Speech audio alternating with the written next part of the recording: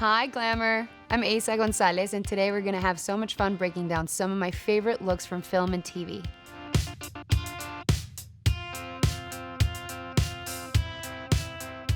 This is From Dusk Till Dawn, the series 2014, and I play the role of Satanico Pandemonium. The first show I ever did in the US. I remember being so incredibly nervous. Obviously for multiple reasons. First of all was obviously working with Robert Rodriguez and being able to play this iconic character that Salma Hayek basically embodied so beautifully. And they did this custom piece and they wanted to look different but look like the original a little bit and have the inspiration. And then we did this incredible headpiece that it's in the show, which is Aztec inspired.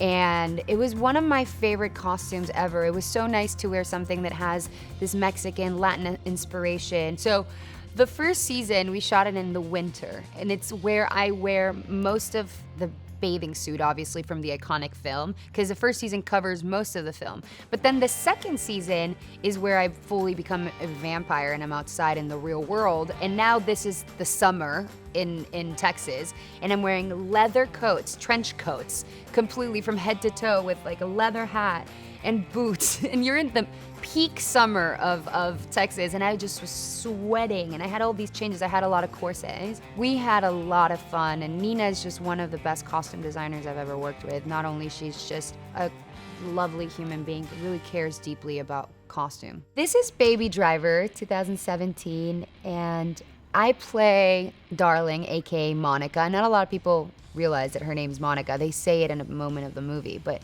we know her as Darling. So Baby Driver was such a unique situation and experience because, I mean, if you know Edgar Wright and you're familiar with his work, he's a very stylized director. He has such a specific eye of what he wants. And we worked with this lovely woman called Courtney Hoffman. She was our costume designer. She was very clear that process that they wanted to have with Darling. Lilac, purple, pink is the very clear color that she had, and Buddy was in all blues. Whether it was his, you can see here where we're together and I have my coat, he has like a flannel with blue underneath. So we always were sort of very Bonnie and Clyde, and he wanted that in the design of the costume. And the way that I was gonna play Darling was quite dark and space cadet and obscure, and she had a really bleak side to her. So the cool thing about when I saw my wardrobe, and it was so girly and so pretty, it allowed me to play with going a little bit further with the darkness of her. So after I saw this pink coat specifically, and I saw my whole suit for the last robbery, I wanted to make her very, very childlike. So I came up with a couple ideas with Edgar Wright where I wanted her to blow bubbles in one scene and be eating lollipops all the time or always have gum in her mouth. Just very childish, very girly, and it's something about her that hasn't really grown up. And that's what I love about costume. It says so much about your character, and it's really cool when it informs your performance. And I kept my hoops. They say Darling. I always like to keep one piece of my wardrobe. I still wear them sometimes to go out, and they're people's favorite. So this is one of my favorite wardrobes ever. This is Paradise Hills, and I play Amarna, the lovely rock star. Well, she's kind of a pop star, but she lives a rock star life. This was such a fun movie to be part of because it had these hints of Alice in Wonderland meets an obscure narrative of it. And I love the way they went with my hair. I wanted to do something really fun to counteract the outfit. I felt like obviously this character, she's sort of very unique and special and has her own style. And what I liked is everyone has the same costume, but there's unique pieces to it that identify each girl. And I love that it has this sort of bondage, a little bit look to it, and it sort of built into the narrative, but very covered up in this period look, but in the current times, and everything from the hair to the makeup to the wardrobe. It was one of the hardest wardrobes to put on. So this is Fast and Furious, obviously. This is Hobbs Shaw. This was shot in 2019. And I play Margarita. David Leitch, who's the director, and he's one of the most talented people I've ever gotten the chance to work with, called me one day and said, I really want you to be part of this movie. I think you would do so good. And I didn't really ask him any questions. I said, sure, I want to work with you. Let's do this. But when I got to the set, I realized I didn't even know what I was playing. I had no idea what I was going to be doing. I didn't know what I was going to wear. And I roll up to my fitting with Sarah. I'm completely bundled up because I'm Mexican, so think I really need warm. I love the warm weather. And she pulls up this tiny little lingerie bustier thing, and then these silk tiny pants. And I was like, am I supposed to be wearing this right now? She's like, yeah. And I was like, wait, what am I playing? And I remember putting it on. It was such a sexy look and it felt so powerful.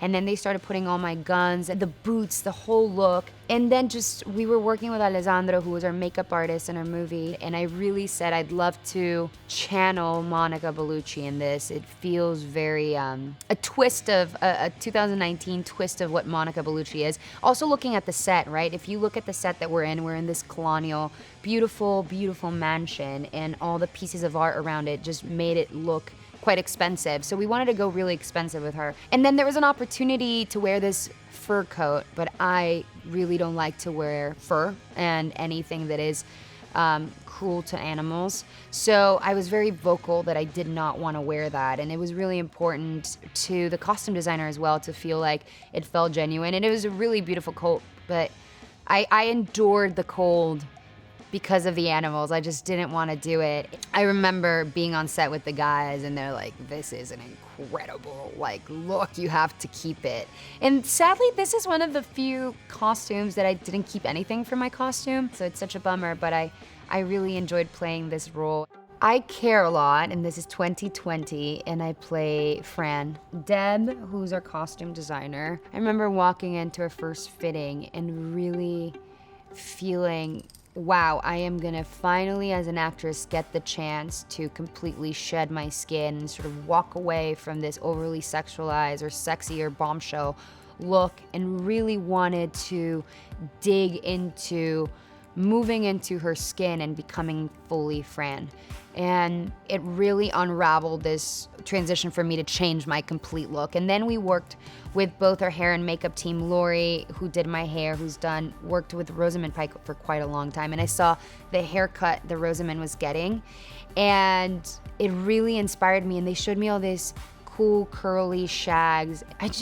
They said, we don't want extensions, we don't want, it just really inspired me, and I said, let's get rid of the makeup, let's do the hair, and then let's let that inform the outfit. I remember Lori said, I want to perm your hair, and I said, I have really curly hair, actually. And all of a sudden, it was wild. I've never done my hair in my entire life. I mean, at this point, I'm 30 years old, and I've never rocked my hair like that. So I even discovered a new me in this movie, and it opened my confidence of playing more with my look as an actress and feeling more comfortable of just not having this typical look consistently in every project. And now I sort of change it consistently. This was one of my favorite experiences as an actress. I grew so much in this character, and Fran gave me so much, and I'm so grateful that I got to do it. Ambulance 2022, and I played Camille. I called my agents and I said, how can I get this movie? What can I do? And then I sat down with Michael Bay and I said, Michael, I really believe in you as a director, and I think you're really good, but I think that it's really important for you to make a female character that feels like a contemporary real woman, and it feels dynamic and grounded and not designed over a male gaze. He's like, I don't want her to be sexy. I don't want to see any part of her body and showing skin. I want her covered up. She's the heart of the movie. It's super important. And so sure enough, we started wearing these t-shirts and this, their whole day-to-day costume and, their wardrobe, right? Which was my costume. And it's really powerful. A lot of actors and really good actors say you start from the shoes up. And there's an ongoing joke because it's a very actor thing to say, like I wear the shoes and then I turn into the character. But really, this was the first time I felt that, because they wear specific boots for being able to be dynamic when they're working. They have to be protective of their feet wherever they're walking. They also have to have a really good grip on their feet. They're running quite a lot.